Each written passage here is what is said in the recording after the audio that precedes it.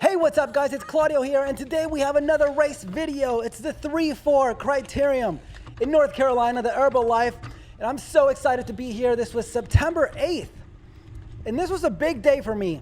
Really big day because I was at my peak fitness, and it was so exciting to discover that. You know, it's like I didn't really know what I was capable of until I was in the moment. I was like, oh my God, I'm actually in this race. I'm doing stuff. I'm having a great time, and I'm not off the bat getting dropped. It's so exciting to discover your peak fitness. If you know, if you've been racing, if you train to peak, you know what I mean. When you reach that peak, you're like, I think I'm there, and then you go and you race like, holy shit, I'm there. I'm at the peak. And we got a neutral lap here, right? We're feeling out the course. And this was me at this race. Like I couldn't believe that I could surge like that and recover and still be in the race. Furthermore, I raced right before this, okay? Like 15 minutes before, it was the 4-5 race. So this is my second race of the day. That, you know, 2 years ago, a year and a half ago, that would have been impossible. So second race, my first race, I got like 6th place, was awesome. I posted that video, check it out. And so now I'm here, and I'm wondering, what can I do? All right, so this is going to be such a good video. I'm going to try to talk the whole way. It's like 45 minutes, okay? So by the way, let me know if you like that, if you like this kind of long podcast-style video, or if you like it chopped up, and just like the exciting parts, right? But I'm going to just do a whole thing. I'm going to talk the whole time, and I'm going to go over some talking points. Let's see what I have here. The breakaway you're about to see. Okay, my first breakaway, obviously we're going to talk about that.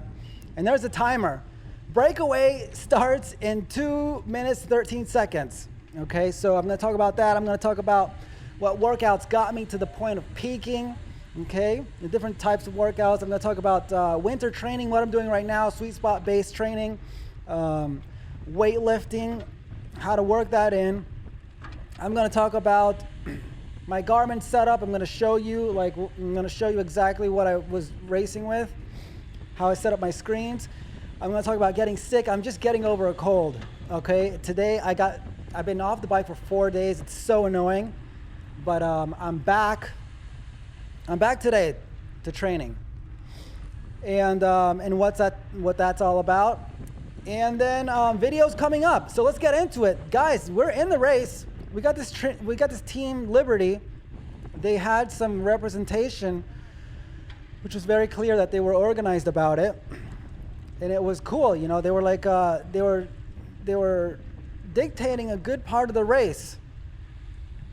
I can't remember, you know, what they did exactly, like if they won or whatever, but they were there, and they had some smooth riders. Like they had riders that were. They were always there. There was like always somebody there. I don't know how to explain that. I was like, dang, there's always somebody in like the top 5 from Liberty. It seemed like, okay? And that's pretty cool to see. So I am in here, and it's early, and I'm excited, and look at these watts, okay? I have to make these efforts to close things down. And I'm kind of like, sometimes I'm doing really well, like I'm covering things and I'm like right in the draft. Other times I'm like all over the place. I'm like, what are you doing, bro? But this is cool. This is how I moved up. I stayed in the inside. I didn't break. Normally, old Claudio would have braked and stayed back there. I find myself in the front, and bam, an attack. I follow it. Why not? And this guy's going. And we got a gap. I wasn't sure that we got a gap. Then we had a gap at this moment. And I'm doing it. Why not? But it's the 3rd lap. Like, am I seriously going to do a breakaway for freaking 30 laps of this? No. There's no way. But who cares? It's my second race, and I'm just having a good time. I'm trying stuff. You know what I mean? I got to where I don't care too much. I've been dropped a million times, it's fine. Now I need to close this gap. Come on, Claudia, close it. Everybody's like, close it, please. It's painful to see you in the wind like that. And okay, I make contact again. And now we got a 3-man break. Let's go. And this is what it takes. You can look at my watts. I'm sitting in above threshold. But I'm not very good. I'm not very efficient at keeping it, so I'm surging a lot. It really should be, it's like a 300 watt sit-in. This guy's going strong. And now the guy behind us, he's smart. He's like, guys, we got to work together. And he takes a pull. He skips me because he wants to take initiative, and that's cool. You need people like that to organize, because there's people like me who are like just barely hanging on, and look at me, I'm like falling off, but I'm committed to like staying in there, but it's really surgy. You see how we're like closing these little gaps constantly? And that's hard. That kills a breakaway. That is, it needs to be smooth. It needs to be like 300 watts smooth, right? Sitting in or whatever. If you're at the front, whatever you're doing, like 350, 400 in some cases. But all these micro efforts, they kill a break. Let's see. So I'm in there. This is fine. Right now, this is fine. We're going 27. I don't know if that's fast enough. We got to keep it, I think, above 28, honestly. And this guy, he flicks his elbow. Now it's my turn. Let's go. And this is an uphill here. And I can't. I don't have anything. I think we're all spent, and they all realize it. They're like, okay, this guy's pulling, and we're at 20 miles an hour. We're done. And they have a chat. They're like, I think this is it. No, we should just shut it down. Forget about it. And guys, that's it. They could see the group coming in, and that's it. That's my breakaway experience so far. It didn't last very much. Guys, it takes so much to get in a break. Like, you gotta have the power, bro. And you gotta have the skills. Mad skills. Because if there's one person that's not up to the skill level, it ruins the whole thing. It's got to be smooth. And then we have the counterattack. This is so annoying, all right? Because I was up there, and then I get swarmed, and I refuse to go all the way to the back. So I make another effort and get up to speed here. But guys, this is huge. This is huge. The fact that I was able to even try to get in a break, and then I wasn't dropped completely, I couldn't believe it. I couldn't believe I did that at the beginning of the race and survived it, and now I'm in the race again, and my heart rate is not totally blown up. 167, my max heart rate is 192. I'm good. If you go and you watch some of my videos, my first 3 videos racing, you see me go up to like 500 watts, and my heart rate goes up all the way up to like 180 so fast.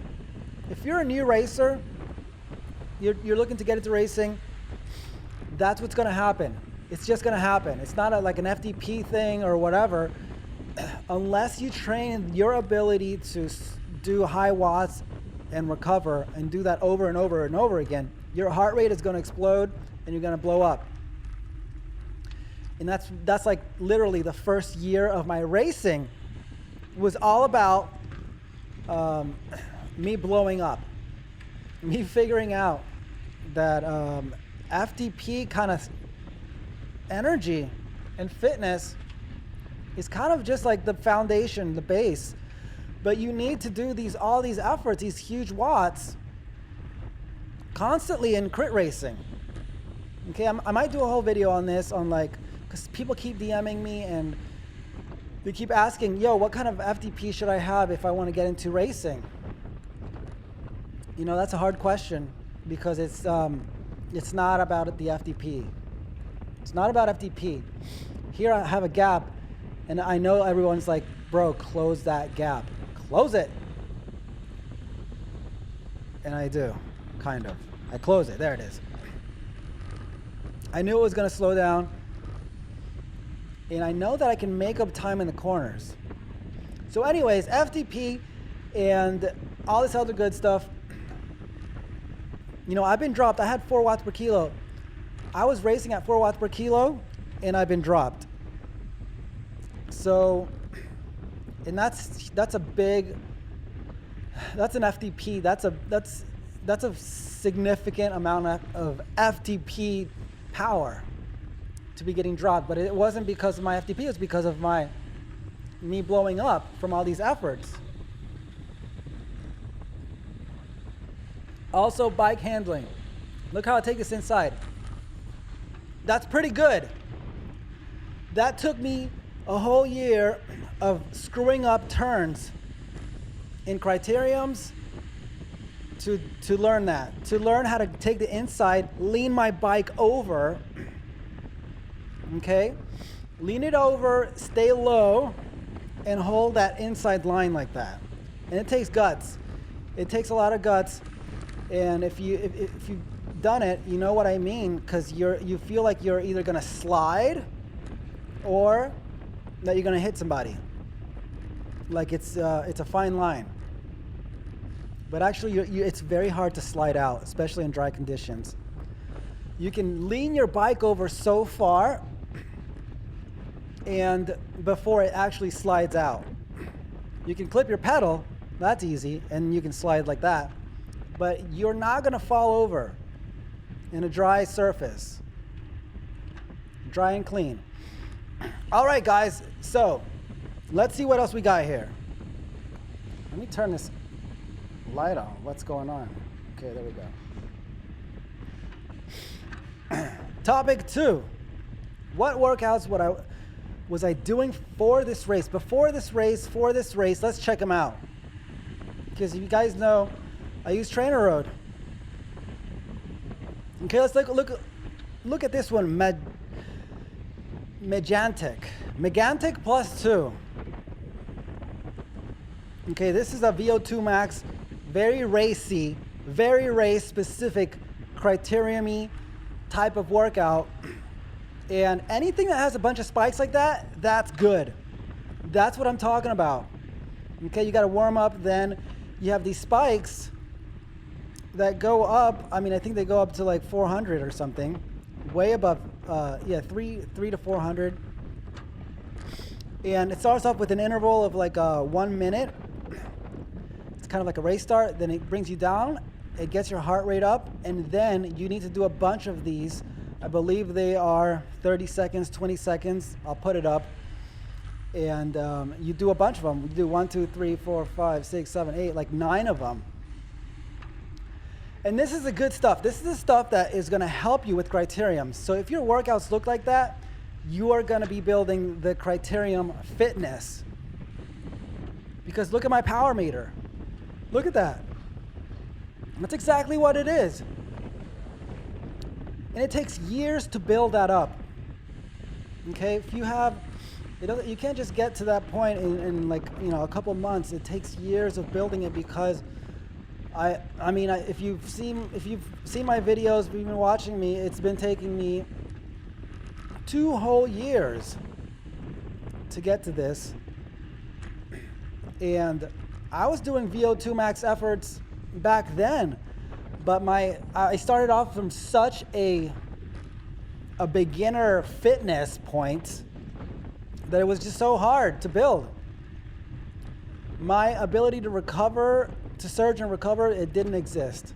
And that's why I was getting dropped at every single race ever.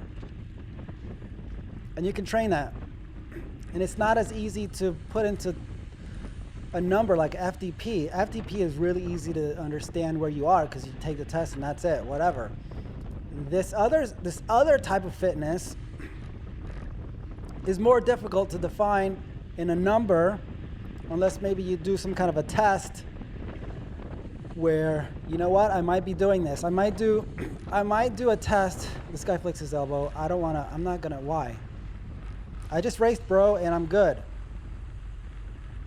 Okay, so this other type of test that I'm thinking I want to do to test my ability to surge and recover is maybe something that's like, okay, on every minute,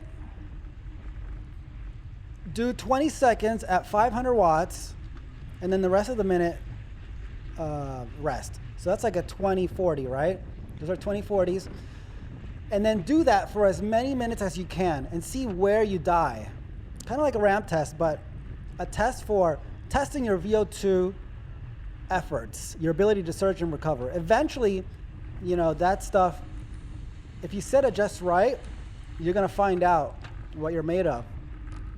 And 500 watts, 20 seconds, maybe I should do like 600, something a little bit more. Or you can do 30 seconds on, 30 seconds off, and see how many of those intervals you can do, and then test yourself throughout the season. I might do that. Let me know if you would like to see that, something like that, to see how many. Maybe I get through like 15 of them, right? 15 minutes of that, and then later on in the season, I'll train after all my workouts. When I'm peaking, I'll do that again and see how many I can get through. And then that's kind of like, the FTP test of that sort of fitness for criteria. So let's look at another workout. Joe DeVal +1. Again, spiky stuff. These are all like 30 seconds, 45 seconds, 1 minute intervals. This is exactly what you need. Surge, recover. The recoveries are like 15 seconds. And it builds that kind of fitness, exactly what this is. And all this fitness happens closer to race season. Right now, of course, I'm not doing any of that stuff because I'm building the base. And we're going to talk about that. But let's look at one more that I was doing. These are the workouts that I did weeks prior to that. This is more an FTP threshold type of interval, slightly above.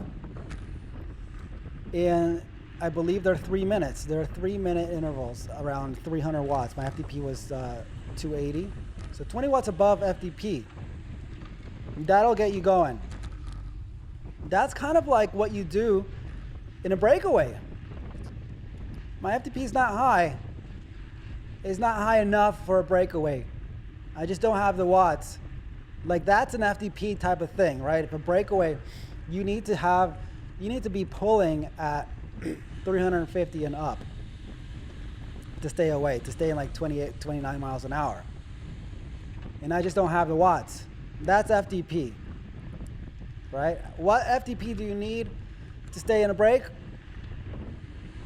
That, 300 plus. That's the answer. That's an easy answer. At least in this break that I was in, that I tried to be in. I would say in the 320 and up, actually. So I'm taking the inside a lot. I love that. I figured that out. You don't have to follow wheels the whole time. Just cut in and you'll make up 5 or 6 positions.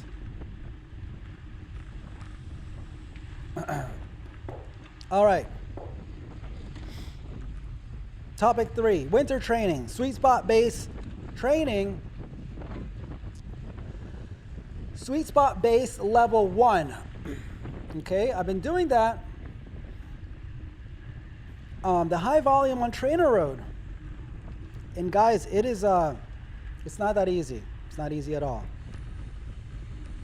It is, if you know about sweet spot, it's right below your threshold. I talk about this all the time. And it's the kind of effort that you got to stay focused. It hurts. It's a slow burn. Okay? So if my FTP is 280, so that would be like somewhere around 250. And you do intervals like anywhere from 10, 15, 20 minute intervals at that. And you repeat those. And that's building base. It's building strength, muscular endurance, right? I'm watching here as we go. Things are happening. Things are happening at this race a lot. Okay, muscular endurance, you need that. And some people ask, well, why don't you just do like zone 2 stuff, man? Like do polarized training, which means that you do either really low power stuff, or you do really, and you couple that with really high intensity later on. So like the pros do zone 2 for like 4 hours, and you do that 5 days a week, 5-6 days a week, and then you got like 15 to 20 hours at zone 2. And that builds a really incredible base. Now for most of us, we don't have 15 hours to sit on a freaking trainer or to go riding. We don't want to spend that amount of time. So they came out with they did Sweet Spot. I mean, I don't know if they invented it, who invented it, but it's like researched all over the place, and TrainerRoad is all about that because they realize that people are not going to build base by 15 hours a day. I mean, 15 hours a week. No like average person is going to use an application that promotes 15 to 20 hours a week to build base, right? So Sweet Spot was promoted, and because you don't need that much time, you can do it in 10 hours, less than 10 hours a week. And it gives you, there's like a chart out there, and it gives you like very similar adaptations, very similar gains in fitness, in aerobic engine. And for most of us, that's going to be plenty of base. So that's the reason why, for example, TrainerRoad is all about sweet spot base training, because you get pretty much the same amount of gains in your base phase, in your base fitness, and it's for like half the amount of time. And that's important when you're trying to get people to train, right? Because if people are not training, if people are discouraged, then that's the end of that. No more apps, no more of that TrainerRoad. Nobody wants to do 20 hours on a freaking trainer or going out there riding that long. So sweet spot base, I'm doing that. It's hard. Get ready, get mentally ready, because it's mentally hard. Like 2-hour workouts in the weekends, and they are punishing. I don't know how I'm able to do them. Don't go for the high volume, guys. Start with low or mid. I do the high volume because I have the time, and because I was used to training 10 hours a week with triathlon training, so mentally I'm like, I can handle it, barely. And I love indoor training. I love it. I love getting on my trainer, and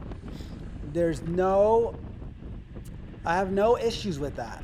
Like I think I like it more than riding outside sometimes. It's so efficient.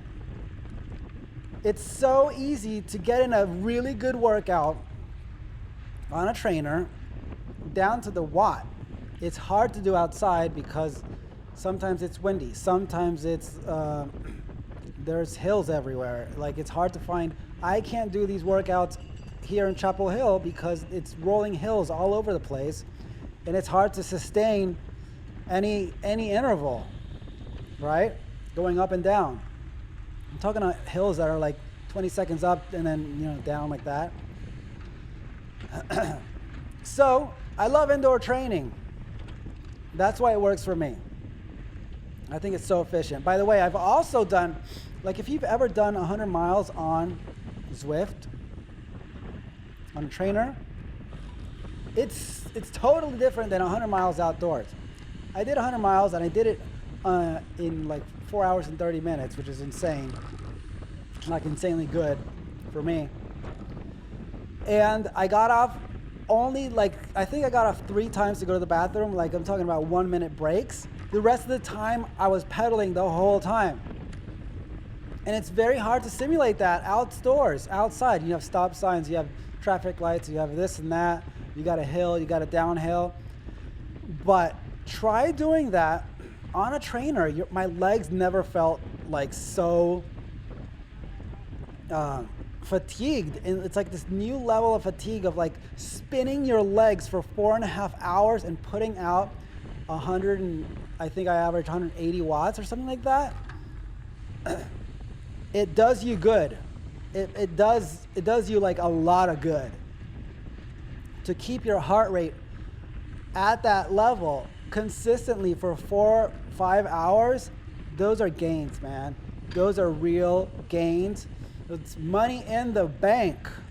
I'm gonna do that. I'm gonna start doing those. I'm gonna build up to those indoor trainer rides, maybe like a couple times a month. Just do like something really long, 4+ hours. And that is huge. Huge gains in the aerobic engine. So that's winter training, weightlifting. Let's get into weightlifting. Guys, if you're doing a high volume plan, if you're riding 6 days a week and you're doing weightlifting also, it's hard. It's gonna be hard. I haven't gotten to the point where I'm lifting anything heavy yet, because I'm like prepping myself for weightlifting in December. And you have to be really careful about not loading up the bar and the squats, even though you know you can do 135 pounds like it's just a warm-up. I did not touch 135 pounds on my back squat, no way, because I was doing 95 and I was like, oh my God, I haven't done this in forever. And I was kind of embarrassed because like 95 is like, that's like the warm-up, you know, what I used to do for warming up in CrossFit. And not that I could lift anything heavy back then anyways, but like I was doing sets with 95 pounds on the back squat, and my legs were feeling all kinds of things like, oh shoot. I haven't done this in a while. My knees were like, all the little stabilizer muscles in my knees were going nuts, and I was feeling it in so many different places. So my advice, please go easy on that. I felt that weightlifting session for like 3 days. It really hurt. So take it easy. It takes like a month to get back into weightlifting. Okay, I haven't even tried my deadlifts yet. My hamstrings are going to be on fire. That's coming up this week.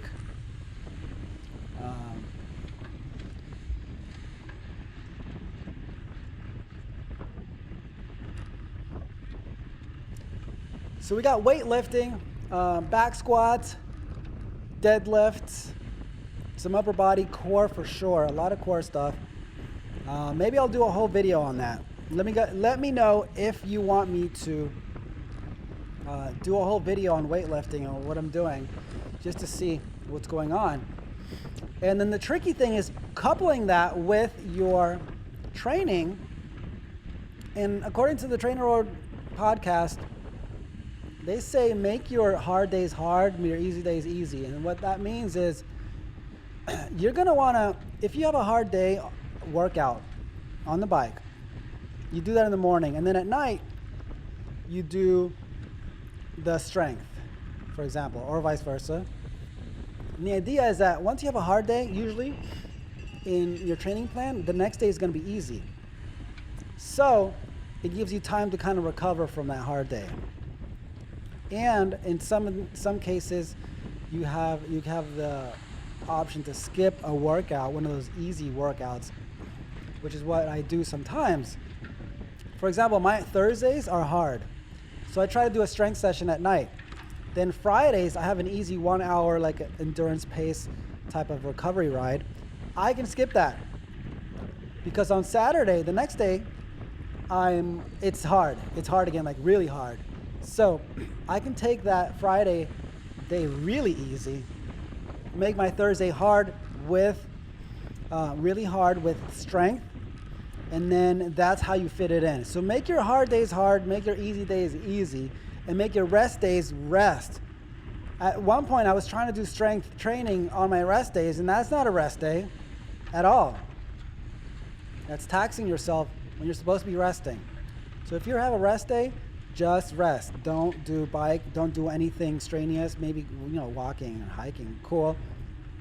But even hiking, I did like a 3-hour hike once on my rest day, and that was not resting at all. So also careful with that.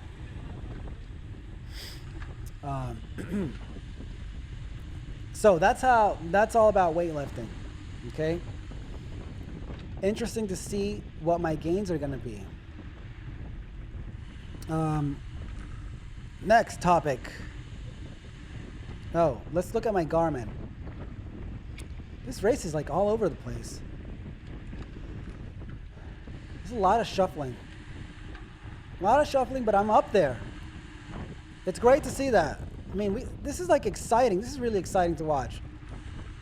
I wanted to keep this race up, the whole race for you guys, because I know some people are really into watching whole races. I know that I've seen like hour-long races that just sat there and watched them without commentary.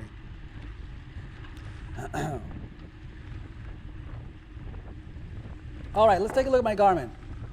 Let's open this up. If you saw my last video, I talked about how I finally got over looking at my Garmin. So at this race, my first screen is just a timer. I don't have power. I don't have heart rate. I got over that. I was obsessed with having my heart rate on in my power and looking at it all the time. And in Criterium, trust me, you don't need that unless maybe you're in a break or something like that, or a solo break. All right? So this is my first screen. Check it out. Timer. Just like that. As simple as that. Second screen. Heart rate. 3-second power, timer, and speed. This is like if I get in a break, or if I'm doing some kind of solo effort when I really need to monitor, I just swipe. But mostly, I'm here. This whole race, I can tell you, I was on my timer only. I knew it was 45 minutes and a bell lap. Done. Then I have this one, which is, this is what I do to warm up before a race. And the important thing is time of day. Because you need to know, the race is going to start, right? And you need to know the time. So just know what time it is. And then some other stuff, whatever. Sometimes I put this on a group ride. Oh, no, this is my training because it's got lap power and lap time. So if I want to do intervals, I want to monitor what my lap power is. That's important. Okay, percent grade. It's just some fun stuff in there. Other stuff, I don't use this one at all. And we got maps, and we got elevation. We got some other stuff that I don't care about, and this one I never use. And this one is for my Di2, which is cool. This is what it looks like. And it gives you your battery for Di2, so it's great to monitor that. But anyways, that's my Garmin setup. You don't have time to look down. There's no time to look down at your Garmin, at your power, and analyze. Wow, look at this. What do I think is happening?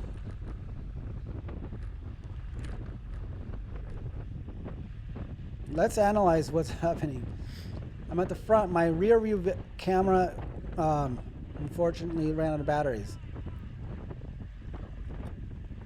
So that sucks. Definitely don't have a gap or anything like that. And but this is cool because I'm just so fit relative to me, guys. I'm not that fit. I'm not fit, whatever. This is a 3-4 race. But again, I'm doing things that there's no way I would ever do. I'm not doing any watts here, but remember, just go back and watch some of my old races and you will see me blowing up so fast. It's so cringe. And I'm really trying to stay in there. You can see I'm riding that guy's wheel. Geez, and 400 watts at just staying in the draft? No. Okay, so that's more of a 300 watt effort. But see, it's like you got to spike up. And here, what did I do? I saw that guy. Okay, they're teammates. I saw that guy go up, and I didn't want to follow him. I think I was tired. Yeah, this looks like me being tired. Whoops, I let a gap open. Sorry, everyone. I can't close that. I don't want to. If that's a break, if those guys go on a break because of me, it's gonna suck. But look at this, 800 watts out of that turn. Jeez, come on, Claudio, close that gap. Close it. There you go. So those guys in the front, they weren't going anywhere. But this is exciting. It's an exciting course. What else did I want to talk about? We got like 9 minutes left here. Getting sick. Okay, I got sick. Just a cold. But it took me out 4 days. One day was a recovery day, so whatever. And then 2 of those days, my Saturday and Sunday workouts gone. And I was so annoyed because that's where I really make gains on my Saturday, Sunday workouts. They're hard. And I felt like I was like losing so much, so many gains. Like if you're training, you know what I mean? If you're training hard and then all of a sudden you get injured or you get sick, it's like the most pissed off that I'm gonna be is during that period of time where I can't train and I just go on Training Peaks and my fitness number is going down, down, down, down, down, down. And all that hard work that I did, down the drain. So it didn't go down that much, but it went down, I don't know how much, and I'm ready to get back on the bike. As soon as I'm done recording this, I'm gonna do my workout. And what am I even doing? Let's see what my workout is for today. I know it's Sweet Spot. It's called Eclipse. Eclipse. Let me show you guys. Let's check it out. An hour and a half. So this is oh shoot, 3 times 20 minute. Oh. This is hard. It's hard because it's 20 minutes. Like, wrap your head around 20 minutes at Sweet Spot. So this is like 80. It's like around 90% of my FTP. So we're talking about like 245 watts averaging for 20 minutes. Ugh. It takes a lot of mental power. And you got to be very well fueled for that. Okay. So this is the TrainerRoad app. It's easy. It's cool. I like how you can do this, right? You can scroll through and see what the watts are. So anyways, that's what I have going on right after this. We have Liberty. We have this Liberty rider, and they're smooth. A lot of them are really smooth. They're like, I don't know, you know, their experience. And there was this girl who was really just smooth. I don't know how else to describe it, but you know when you're behind somebody, you're riding somebody's wheel, and they are just, they're a good wheel because they keep the power like steady, and it's predictable. And so she was like that the whole race. A lot of the time, she was easy to draft on. And the Liberty team was doing stuff. I don't know what. I don't know if that, let's see if they're at the front. But they were represented. We're coming up 4 laps, 3 or 4 laps. Things are getting, you know, the speed is up. It's single file. And this is exciting. An exciting time. You look at the timer and it's like, okay, we're 40 minutes in. And that's what I look at my Garmin.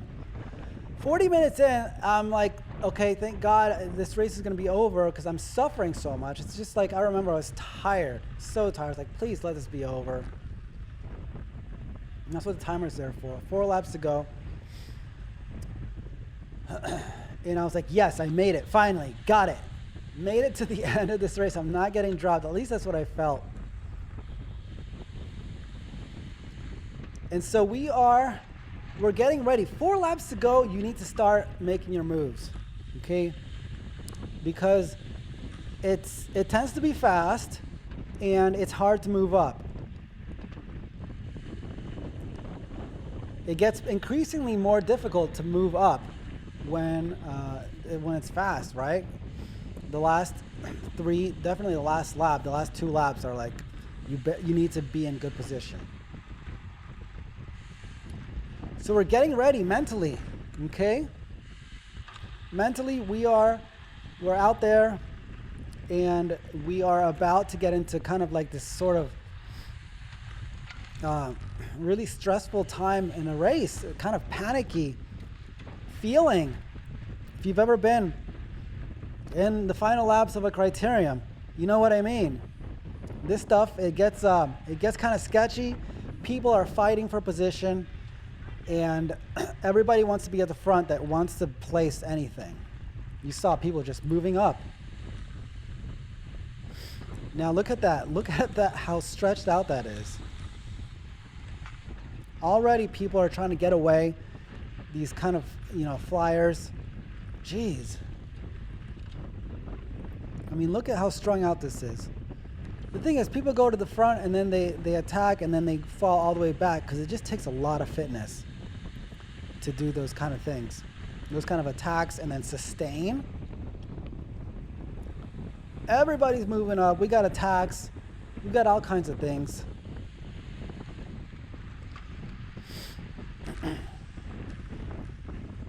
And we're coming up here on a couple laps. You can see the speed is up. This is, a 3-4 race.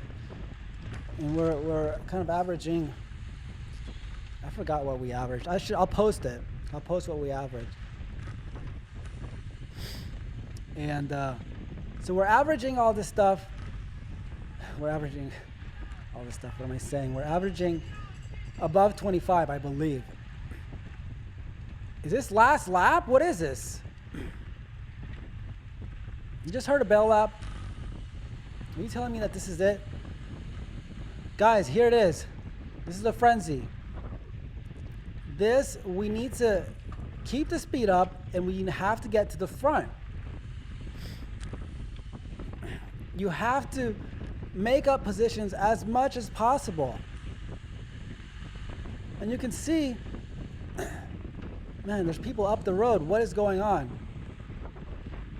I don't think this is last lap. Or is it? Yeah, it's not last lap. Second to last lap. It might have been a preem lap. I don't know why they were ringing the bell. Because I'm not behaving like it's last lap. This is second to last lap. Yeah, definitely not last lap. Okay, now we're coming up on the last lap. And we need to get it. I learned that you have to be really, let me just look at the lap counter. Okay, that's it. Last lap. At this turn, in this criterium, you need to be top 5. You need to be up there. Because it's so hard to move up after this. And you can tell that I'm like, oh shoot, I need to get my butt up there. And look, I just have to. I have to take the outside line. I'm eating a lot of wind, but I have to get up there. And I do such a good job. But my heart rate is just like, it's already up there. And that hurt me. But I needed to make up those positions. And now I'm pretty good. I'm like, what, top 3 here? Top 4? And I am in great position. I'm not going to catch that guy, but it's great for my field sprint. The only thing is, as we all know, I don't have a sprint. And here's my sprint. 800 watts for half a second. And that's it. Goodbye. Guys, my legs were done. I knew that. And I was toasted. And that's the end of the race. Thank you so much for watching, guys. Really appreciate all your new subscribers. Feel free to follow me on Instagram. I post all my workouts. I'll be posting more videos coming up. I hope you enjoyed this long video. Let me know in the comments down below, and I'll see you on the next one. Peace.